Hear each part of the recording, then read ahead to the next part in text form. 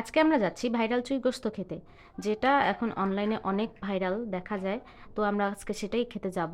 রাস্তায় যাওয়ার পথে দেখা হয়ে গেল আমাদের ডোডোর সাথে। সে লেজ নাড়িয়ে দেখেন দেখাচ্ছে কত ও খুশি আমাকে দেখে। ও আসলে আমাকে অনেক ভালোবাসে। এদিকে বের হয়ে দেখলাম এখনও কেউ বের হচ্ছে না, এই জন্য ঘরে গিয়ে দেখলাম কী করতেছে। এখনও দেখছি রেডি হচ্ছে, এখনও রেডি হয়ে বের হইতেছে না। আরেকজন এদিকে জুতো পরিষ্কার করতেছে, তাই আমরা এখন বের হয়ে গেলাম তাড়াতাড়ি করে, অনেক রাত হয়ে গেছে। এখন তাড়াতাড়ি যেতে না পারলে খাবার শেষ হয়ে যাবে। রাস্তায় বেরিয়ে একটা ছবি তুলে ফেললাম।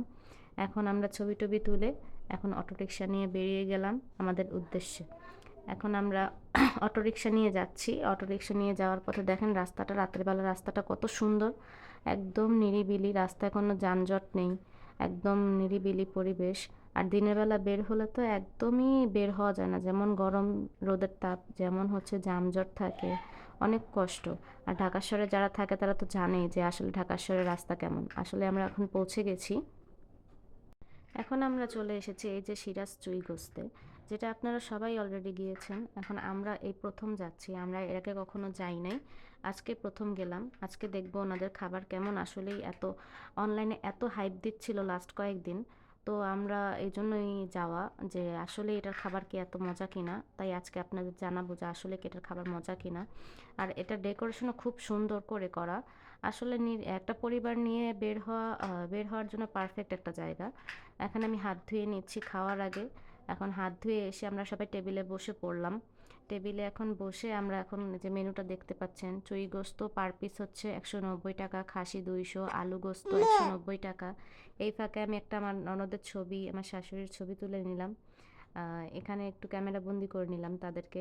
দেখেন আমরা সবাই ফ্যামিলির মেম্বার চলে আসছি, শুধুমাত্র আমার আব্বু ছিল না এখানে। আর এখানে এই যে আমরা আমরা এখানে বসে ওয়েট করতেছিলাম। আসলে ওনারা খাবার গরম গরম সার্ভ করে, এই জন্য একটু লেট হচ্ছিল। এই যে আমাদের খাবার অলরেডি চলে আসছে। এখন আমাদের সবার ভাত নিয়ে আসলো। আমরা ভাত, তারপরে চুই গোস্ত, তারপর হচ্ছে চাটনি, আম, তারপর ডাল গোস্ত, তারপরে হচ্ছে বাদামের না জাফরানি শরবত নিয়েছিলাম মনে হয়, না না বাদামি শরবত নিয়েছিলাম। তো এখানে ঘি ওনারা দিয়ে দেয় নিজেরা, যে খেতে চায় তাদেরকে দেয়, আর যে খেতে চাইবে না তাকে দিবে না। আসলে এটা হচ্ছে গরম ভাতের সাথে ঘি দিয়ে খেতে নাকি খুব ভালো লাগে। এই যে আমাদের ডাল গোস্ত চলে এসেছে। এখন আমরা ডাল গোস্তের পরিমাণটা খুবই ভালো ছিল, টেস্টও খুব ভালো। এই যে আমাদের চুই গোস্তও চলে আসছে। এখন ওই চুই গোস্তটা একদম গরম গরম ছিল। আর চুই গোস্ত আপনি যে কোনো পিস আপনি চেয়ে নিতে পারবেন, এক পিস করে সেহেতু আপনি যেই পিসটা আপনি নেবেন আপনাকে সেই পিসই দেওয়া হবে। আর রসুন দেওয়া হবে 3-4 পিস, চুই গোস্ত দেওয়া হবে। আর হচ্ছে যত পরিমাণ তত ঝোল নিতে পারবেন। আসলে আমার কাছে মনে হয়েছে সাইজটা একটু একটু ছোট হয়ে গেছে 200 টাকা তুলনায়, আর একটু বড় হওয়া দরকার ছিল। যাই হোক, এখন সবাই যেহেতু খাচ্ছে এখন তো কিছু বলার নেই।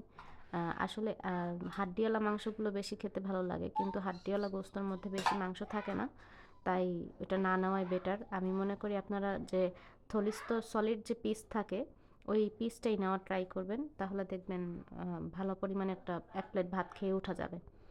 আর হাড্ডিওয়ালা মাংসের যে পিসগুলো থাকে সেগুলো দিয়ে এক প্লেট পরিমাণ ভাত খাওয়া যায় না। তো সবশেষে আমরা এখন সবাই নিয়ে নিচ্ছি এক একে। যে আমি নিয়ে নিচ্ছি, আমি হাড্ডিওয়ালা পিস নিয়েছিলাম, এই জন্য তেমন একটা ভালো পিস পাই নাই। আমি আসলে সলিড পিসগুলো খেতে পারি না তেমন একটা, এই জন্য। তো একে একে আমরা সবাই নিয়ে নিচ্ছি, যে যার মতো পছন্দ অনুযায়ী পিস নিয়ে নিল। এই যে আমার প্লেটের এই অবস্থা দেখেন, আমি যে নিয়েছি আমার এখন এই যে সবার প্লেটে দেখেন অবস্থা। সবাই একে একে খাওয়া শুরু করে দিয়েছে। এখন আমরা এখন খেয়ে বলতেছি যে আসলে কেমন হয়েছে। আসলেই মজা ছিল, অতটা হাইপ দেওয়ার মতো না, কিন্তু মজা। চুই ঝাল গোস্ত এমনিতেই তো মজা লাগে, কিন্তু আমার তো যেহেতু প্রথম টেস্ট করা, তো ভালোই লাগছে। এখানে যে বাদামের শরবতটা খাচ্ছে আর সবাই বলতেছে আসলেই খুব মজা। আমার কাছেও খুব ভালো লাগছে। তো আপনারা যেতে পারেন। আমরা খাওয়া দাওয়া শেষ করে এখন বেরিয়ে যাব। আমাদের খাওয়া দাওয়া শেষ। এখন আমরা খাওয়া দাওয়া শেষ করে আমরা ডাইরেক্ট রিক্সা নিয়ে চলে যাব বাসার উদ্দেশ্যে। তো এখন এই যেখানে রিক্সা ঠিক করতেছে, রিক্সা ঠিক করার পর আমরা রিক্সায় উঠে যাব। তখন রাত প্রায় যে বাজে 11টা কি 11:30। এই যে আমরা মিরপুর 10 নম্বর বেনারসি পল্লী রোড দিয়ে বের হয়ে যাচ্ছি। দেখেন ঢাকা শহরের রাস্তা, তারপরও এত রাত হয়ে গেছে, তারপরও কোনো অন্ধকার নাই, কোনো নিরিবিলি পরিবেশ নেই। আসলে ঢাকা শহরের রাস্তাগুলো এরকমেরই, যত রাত হয়ে যাক চলাচল করে। তো আজকের মতো এ পর্যন্তই। আল্লাহ হাফেজ সবাইকে।